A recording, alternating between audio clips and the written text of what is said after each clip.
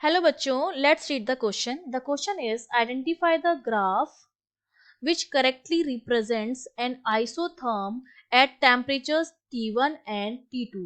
T1 और T2 temperature पर हमें वो ग्राफ बताना है जो हमें रिप्रेजेंट करेगा आइसोथर्म्स को, और हमें गिवन है कि जो मेरा T2 टेम्परेचर है वो T1 से क्या है, ज्यादा है.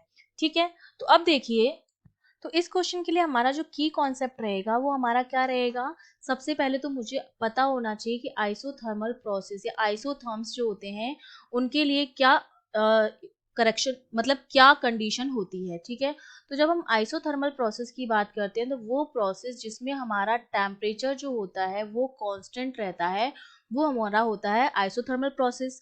अगर टेम्परेचर कांस्टेंट है तो मैं आइडियल गैस इक्वेशन लिखूं PV इक्वल्स टू nRT, जहाँ पर n नंबर ऑफ मोल्स हैं, R यूनिवर्सल गैस कांस्टेंट है और T आपका टेम्परेचर है. ये तीनों वैल्यूज ही क्या हो गई, कांस्टेंट हो गई आपके लिए. तो आइसोथर्मल प्रोसेस के लिए जो PV जो होता है वो एक कांस्टेंट के बराबर आता है, मतलब P जो आ रहा है मेरा वो इनवर्सली प्रोपोर्शनल टू V आ रहा है.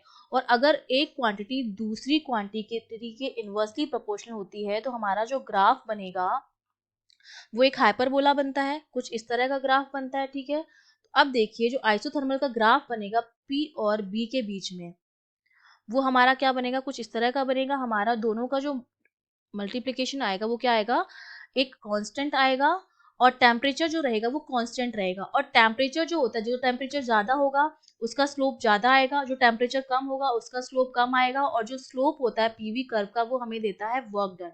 ठीक है, तो अगर T2 ज्यादा है तो T2 का स्लोप जो आएगा वो ज्यादा आएगा, इसका स्लोप जो होगा वो ज्यादा होगा, मोर, और इसका जो स्लोप होगा वो क्या होगा, लेस होगा.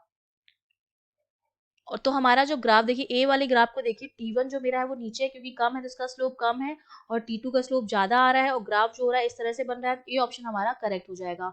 बी ऑप्शन हमारा क्यों रॉन्ग है, क्योंकि T2 को इसमें नीचे बना रखा है और T1 ऊपर है, मतलब T1 का स्लोप ज्यादा आ रहा है, T2 का कम आ रहा है, तो ये ऑप्शन इनकरेक्ट हो जाएगा. सी में तो हमारे टेम्परेचर को क्या कर रखा है कि देखिए वॉल्यूम जो है वो क्या है, कांस्टेंट कर रखा है. यहाँ पर वॉल्यूम जो है वो पूरे के लिए कांस्टेंट कर रखा है, मतलब ये आइसोबैरिक का हो गया, ये वाला ऑप्शन गलत हो गया. और इसमें हमारे पूरे प्रोसेस में प्रेशर को कांस्टेंट, इसमें वॉल्यूम को कांस्टेंट कर रखा है और इसमें क्या कर रखा है, प्रेशर को कांस्टेंट कर रखा है. ठीक है, तो ये दोनों ग्राफ आपके रॉन्ग हो जाएंगे, तो हमारा ऑप्शन ए जो हो जाएगा वो करेक्ट हो जाएगा. I hope you understood well. All the best.